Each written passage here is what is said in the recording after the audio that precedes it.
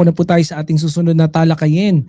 At ito nga po, ayon sa Pilipinas Today, Sara Duterte will be impeached again. Ito ang manifestation. Will be impeached kasi na-impeach talaga naman siya, di ba? So, ayan na-impeach siya sa Congress. Sabi rito, Sara Duterte will be impeached again. Ito ay manifestation na ibinahagi ni Attorney Jess Falsis para sa 2026. Bato will be arrested and shipped out to The Hague. Ay ba, ang ganda pala ng prediction or gusto ma-manifest ni Attorney Jess. Bato will be arrested and shipped out to The Hague. ICC, Sara Duterte will be impeached again and convicted, and 3 senators and 20 congressmen will be arrested for the flood control. Patay! Sabi ni Attorney Jess, iba, nako, mukhang magkakatotoo kaya yan. Sana, no? Sana magdilang anghel to. May panghil ba tayo? Sana yun, no? Bait. Sana magdilang anghel ka. Ha? Hindi, maganda yan. Kung talagang may makukulong na 3 senator, kaya lang, ang tagal. Medyo ako, na-disappoint din ako no? Doon sa mga na-disappoint, no? Doon sa promise kasi, no? And I think, ayaw kong i-justify na I do feel it's, although lahat naman tayo naniniwala na maganda yung ginagawa ng administrasyon ngayon, no? Lalo na pagdating sa paghabol dun sa mga tao dyan sa flood control. But still, a promise is a promise, no? So kung hindi yun na fulfill, of course, it's just normal na magtampo tayo. Ako lang na naman yan, no? Siyempre, sabi ko nga it's not the time para himudin yung puwet ng mga nakaupo, kundi now it's the time para sagadin natin yung capability ni PBBM, no? Kung talagang naniniwala tayo na magaling si PBBM, of course sagadin natin, no, yung maximum level yung ating makuha na galing, no, yung sa pagpapatakbo ni PBBM. So kung nangako ang administrasyon, of course it's just normal na magtampo tayo kung hindi man yan natupad.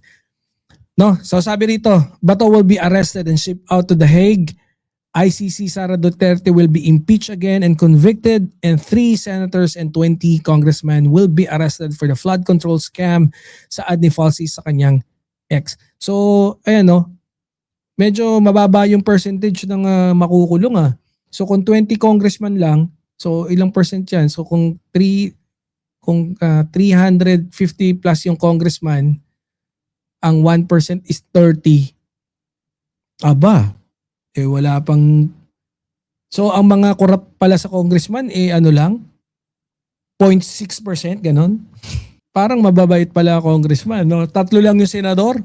So kung 24, hindi pala, wala pang Kung 300, dapat 30. Tama. So kung 24 yung senador, so medyo mas mataas sa senador. Kasi 1% So kung 3 yung makukulong, 1 point something percent. Pag-consider na natin 1.5 ang percent na kurako. Aba, mas kung ating titingnan, mas mataas pa rin yung percentage ng pagiging corrupt ng mga senador, no? Ayan. Ako naman, nakikiisa ako dyan sa manifestation ni Attorney Jess Falsis, no? Na kung saan nga naging guest natin yan dito, and marami yun doon sa mga binanggit niya na nagkaroon ng katotohanan. Hindi naman yun hula, kundi syempre yun na yung analysis na lumabas, and I believe na kung ano man yung mataas yung percentage ng probability na mangyari kung ano man yung gustong ma-manifest ni Attorney Jess, kasi syempre ayun na nga si Bato, 'di ba? Hinahanap na. Yun lang, mahirap lang talagang makita. Bato baka tumabilang na ganun yan sa Bato, hindi mo na makita. Si Sara Duterte will be impeached. So yan, mataas naman na talaga yung probability niyan, no, na ma-impeach si Sara. And then 3 senators, nako, 'di ba? Kasi ano pa lang, if we consider Bong Revilla as ex-senator, so si Bong, si Joel, si Jinggoy, sana si Cheese. Si Cheese, si Marcoleta. And yung mga talagang dapat managot, no? Yung mga nasasangkot, maimbisigan pa na mas malalim. So, kahit hindi man nagkatotoo yung Pasko, may mga makukulong, pero hindi naman ako hindi ko alam kung meron both kay PBBM or kay Secretary Boying may nagsabi sila na there will be a senator na makukulong or congressman na makukulong. Ang sinabi lang siguro mga malalaking tao, then siguro pwede na nating ibigay sa kanila yon, no, na medyo magkaiba lang definition natin ng malalaking tao. Ang gusto namin, malalaking senador, malalaking politicians, no, na kung saan talagang sangkot. So, yan, pero good job. I do believe na yung 2025 is talaga naging maganda, no, especially sa paghabol sa korap kahit medyo last minute na ng year end of 2025, maganda pa rin yung mga naging resulta. At yan ang paniniwala natin, no. So, napaka-ikli naman na ano na yan. Sana nga ma-impeach. Yung impeach naman, sure ball naman na tayo dyan, no, na mai-impeach si Sara. Bakit hindi mai-impeach? Tama naman. Itsura pa lang, ka-impeach. Tsaka daw eh. Ikaw talaga, Atty. Claire.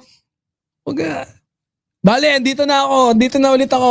Ako na bahala sa'yo. Sige. Tsaka yan. Tsaka naman talaga yan eh. Ayan oh. Hindi ba tsaka dal yan? Nakakatakot naman talaga eh. No. So, ayan yung impeachment niyan, marami na sigurado ako, marami magpa-file. And I think pangungunahan ulit yan ng mga dilawan, especially si Congressman Laila De Lima, most probably si Congressman Chel Jokno rin. Yan, mga mangunguna. Isa sa mga mangunguna. And I think baka si Atty. Jesus Falsis and Senator Trillanes. Baka yan yung mga manguna, no, pagdating sa pagpa-file ng impeachment dyan ulit kay Sara Duterte. And sana yung political will ni Speaker D maging mag-shine, no? Kung meron mang isa-shine yan. Ay na tayo dyan, proceed na tayo dun sa susunod nating topic, no? Naku, ang dami kong topic na na-miss. Pasensya na.